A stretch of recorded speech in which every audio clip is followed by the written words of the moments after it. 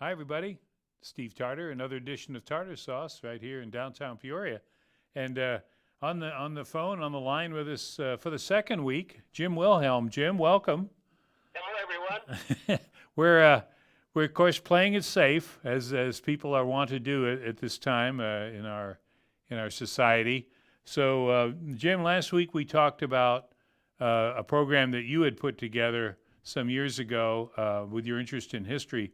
Wyatt Earp. We talked about Wyatt in Peoria, and sort of it varied a little bit from the TV show, I guess, in terms of his greatness. But this week, since you were the host of Illinois Adventure for so many years on WTVP, Peoria's public television station, we would talk about maybe some of the places. I'm thinking, and you tell me what you think, Jim. I'm thinking as we come out of this pandemic, we'll be in summer, and people are going to be probably have a real bad case of cabin fever because of the shelter-in-place directive that has been I guess enforced here for some months, and they're going to want to get out, but they're not going to want to go. I don't know if they're going to fly anywhere. I don't know if they're going to want to go here, there. But in our own state of Illinois, there are some things to do. Would you agree with me on that? Plenty of things to do. We did, I think the latest count was either 135 half-hour shows on Illinois Adventure, and we usually visited 2, 3, and sometimes 4 places even. So on each show, yeah. We had visited over 500 sites in Illinois. So can you just run through those 500 for us real quick? No, I'm just kidding you. And I think we ought to give credit to you were the guy on the TV and speaking to all of us, but we give Bill Breaker some credit who wrote those programs, or at least helped you write them and all that. So what do you think comes to your mind? Where would you go first if it's you and you get to go? If I had to just pick any place, it would probably be Galena. Okay. I like to think of them in terms of how much time do you want to spend. So where would you go if you had a day? Where would you go if you had an overnight? Right. Where would you go if you had a weekend? And then if you were on a vacation or you're going to take a week, where would you go? So that's kind of how I look at them. And Galena is kind of has multiple benefits there. I mean, they've got golf, they've got the skiing course in winter nearby, but shopping, they've got that great downtown. They've got history, Ulysses S. Grant. Ulysses S. Grant, have I got that right? Yeah, okay.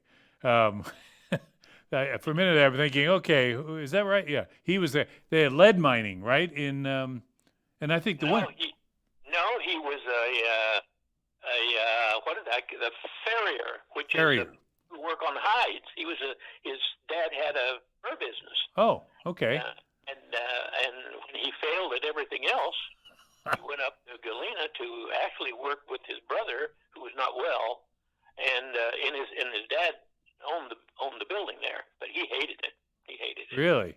See, this is the beauty of having you, Jim. See, we just throw it out there, and you have these benefit sides. I think the thing that gets me about Galena, and that's one of the places I think everyone should go to in Illinois because it is unique. But they have this little tiny creek that runs alongside the downtown that used to be riverboats used to come down that, right? I mean, or boats of good size anyway. They used to come in off Mississippi River and go through that stream and deliver their hides and everything else that the people in Galena needed to the warehouses, which is now just a dry little valley now. I don't think there's even a stream there anymore. Right. I mean, it's like a memory of one, but but they have the plaque there. Yeah. And when you go in there, when you go into the main street, there's a huge door there that was like a security thing when the place used to flood. And now you go from being a flood that you needed a door to protect the downtown streets to the fact that the creek is dry completely. So Galena's on your list. Now, what about going south? Galena, for those that don't know, is what, northwest from Peoria. Well, I would talk about southern Illinois. You almost need a week to go there because it takes you a day to get there. And when we did, most of the times we were able to shoot a show in one day, depending on how long we had to travel. But we always planned an overnight or two when we went down south because there's so many things to see down there, and it's a long way to get down there. So when you get there, you want to spend some time. The Garden of the Gods down there, you feel like you're in Colorado or someplace like that. You get south. You start getting south of Springfield, and the part of the state has a whole different aura to it. It's almost like the air is different, or something. I don't know. The scenery is certainly different than what we're used to up here in this part of the state.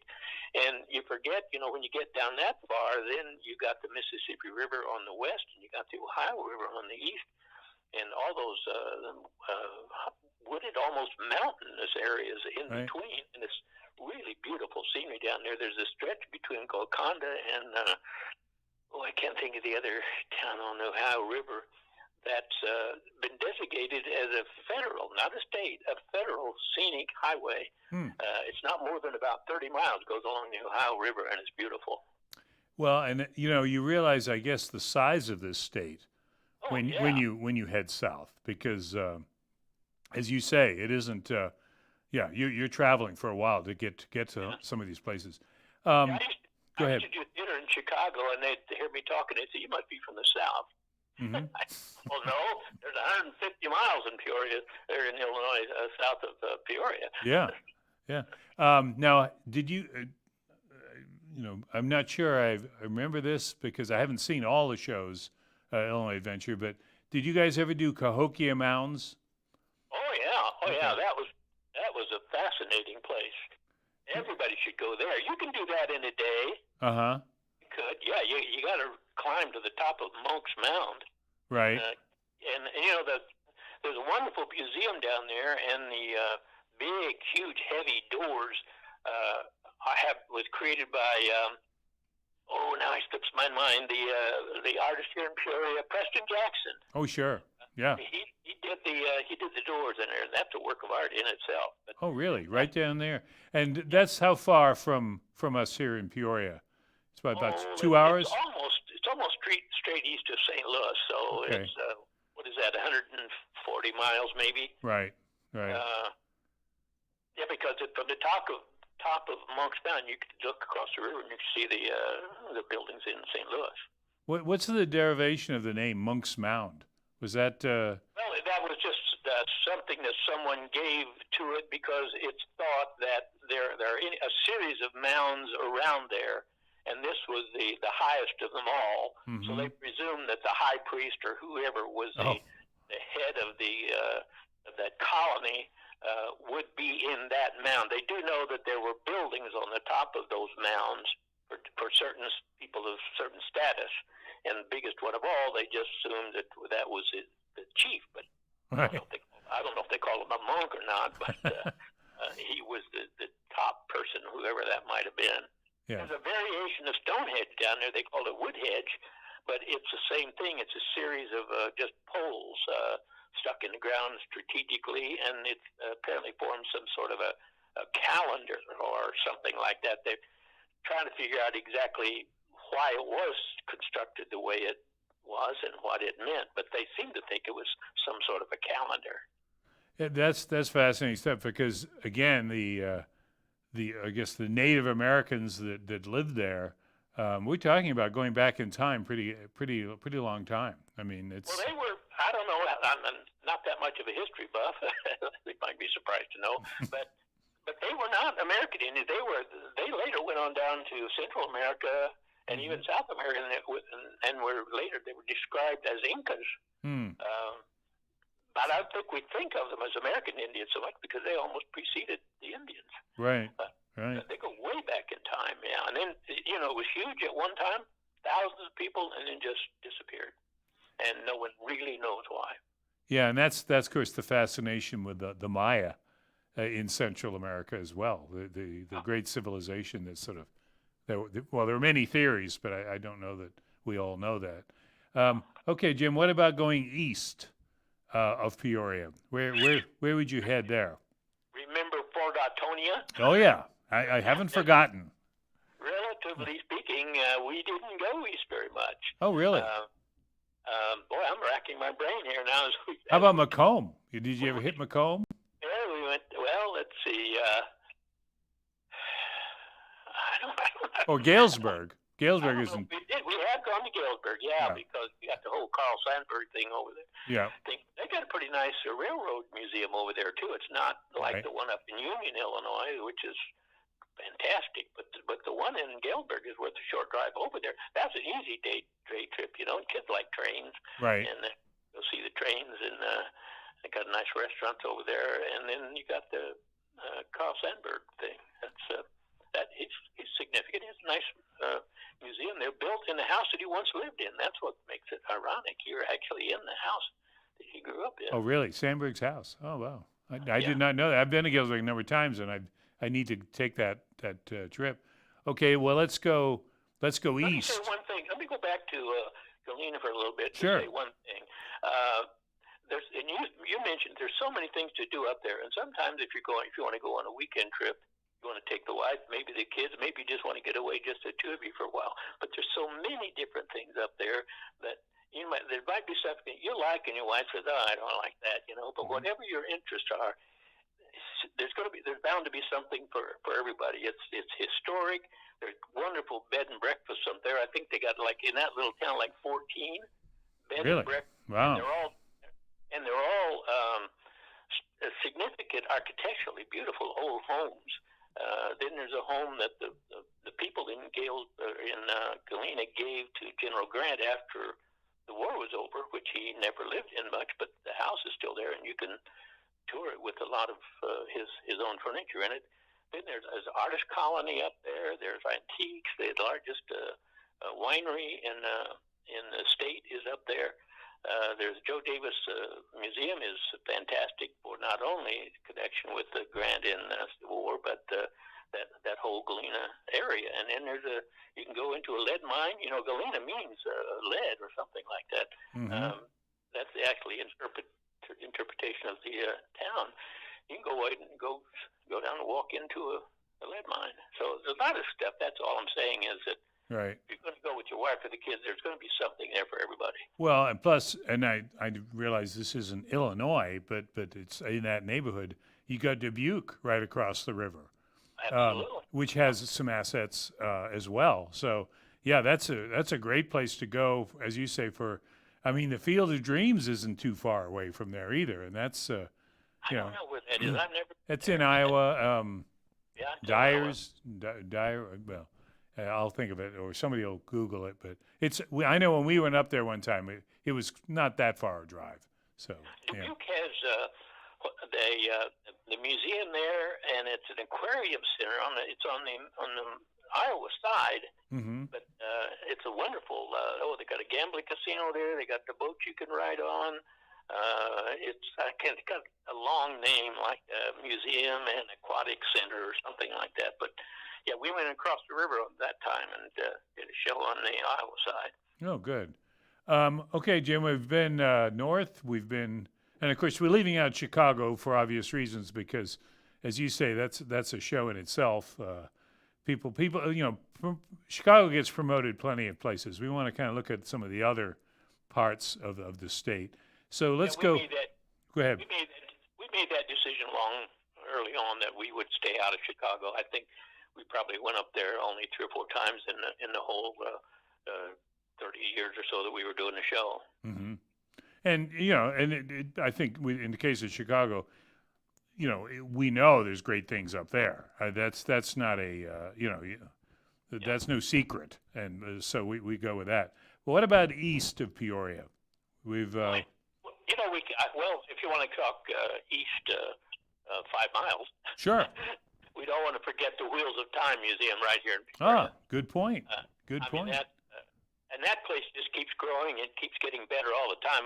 I went out there with my grandkids and my daughter last summer, and they didn't want to go. Have a car and go to a museum, and went out there, and they were fascinated. They loved it. Oh, good. There's so much to do now beyond. I remember we went out there probably in the first year when all it was at that point was just a place where they had stored some antique automobiles. Right. But my goodness, now there's all kinds of other things there. One thing, just for example, they've recreated the entire radio booth, which was the first place any radio program came from in Peoria, and I think in the beginning it was in somebody's house. Mm-hmm. But now it's a part of that museum out there. There's just a lot of historical stuff out there. It's so simple to get out there. Right. And, you'd hop in the car in an afternoon and go out there for a couple of hours. That's a good point because, sometimes we're all guilty of this. We go, I don't know, whenever you went to the Wheels of Time Museum, maybe some years ago, and you just saw cars, or as you say, or whatever it was, you forget that guess what? They added that train. They've added the house that from the metal home is out there now. The one that goes, dates back to who am I thinking of here? Anyway, his statue is in Glen Oak, and I've forgotten. Ingersoll? No, not Ingersoll. Well, his is there, but this is the guy where Wabco used to be. Going back further, he's got a presence out there too. The cement house, is that what they call it? Yeah, right. Made all out of cement. Laterno, thank you. Yeah. Forgetting my Peoria icons here, but that's why we have you, Jim. You see, you've done the show, so you can recite this. Well, we've got about 2 minutes left, Jim. What else are you gonna tip us on for our visit this summer? I would say Galena first, but let me say, don't forget the Ohio River. We're so dominated, I guess, this side. We're closer to the Mississippi, but there's some beautiful country on the Ohio River, and there's a place called Cave in Rock. And the river's not as high as it used to be, but the story goes that pirates used to go up and down the river, and they could take their boats right into the cave. Really? And they would, and the pirates would be in the cave, and they would lure the boats in there, and then they would kill them and rob them and all that kind of stuff. The kids love that. And there's some state-owned overnight accommodations right at the top of the hill, right at a bend in the Ohio River. And where is that? I mean, it's in the Ohio River, but where do you go to? What's a town or what's a? Oh, Cave in Rock. That's actually the name of a town. Oh. But it's near Elizabethtown and Golconda. And as I said, that's where that scenic highway is. It just about 4 or 5 little towns that run right along the Ohio River, and then Cave in Rock is right there. How do you spell that? Cave in? Cave in? Well, cave, and it's hyphenated. Cave in Rock. Okay, got it. All right. Well, that's what we want here. We want to tip people on whichever way they might want to go. This state, and we're not doing this on behalf of the Chamber of the Tourism Bureau or whatever, but rather figuring that people are going to need some ideas and of course your show being available still is great to find, online. Well, we're not on every week like we are. We get H. Wayne Wilson gets our time sometimes with his issue program, but our reruns are still out there. They're still being run. Right, and I think they always will be, Jim, because it's just such a great, sort of an asset, and you find out things in your own backyard, or maybe it's not in your backyard, maybe it's down the road a little ways. But chances are, you need to check it out, and then this summer may be the time for some people. We'll have to see. Yeah. And let's not forget one other name, Abraham Lincoln. Oh yeah, that guy I remember. I remember him. And are you going to say Springfield on that one? Oh, absolutely. Sure. Actually, there are more things on Lincoln that you can do, and just around Springfield, than you can do in a day. Mm-hmm. Going from his house, his tomb, his law office, just all kinds of things to do there. Good point. Yeah, because that's close at hand, and again, we hope once things open up again, with precautions and with maybe some reservations. Nevertheless, you'll be able to find a restaurant or things like that in a place like Springfield. So it's a good deal. Let's hope we get these things open up. We're all keeping our fingers crossed. Well, Jim, we're out of time. Hey, we did 2 shows with you. We love it. We thank you for your time, and we'll, if you don't mind, we'll come back to you. We'll come calling again here, maybe as things kind of get back on their feet, and we'll have a specific question for you or two. And I'll give you an idea for you, and I would ask on that one. Last year the Peoria Players presented their they had celebrated their 100th anniversary for a year, and I helped write the history. Mm-hmm. And we could spend a lot of time talking about the theater in Peoria, going back in history. Oh, great idea. Well, and yeah, and that's something that comes close at hand because, well, unfortunately, Cornstalk just announced their season has been postponed, I guess you could say, or wiped out, and it's a changed thing. So people are going to be looking for entertainment and talking about it, and we'll have to see what we can do and dig that up. Let's hope by the time Players opens their season this fall, maybe people will be able to get out. Very good. Jim Wilhelm, thank you so much. We appreciate your expertise on the state of Illinois, and as I said, we'll get back to you soon. Thanks for asking. Sure. Folks, we'll see you next time on Tarter Sauce. PeoriaLife.com. Thanks, Jim. All right, thank you. I thought we filled that up pretty good. Oh, yeah. No, it was great. And I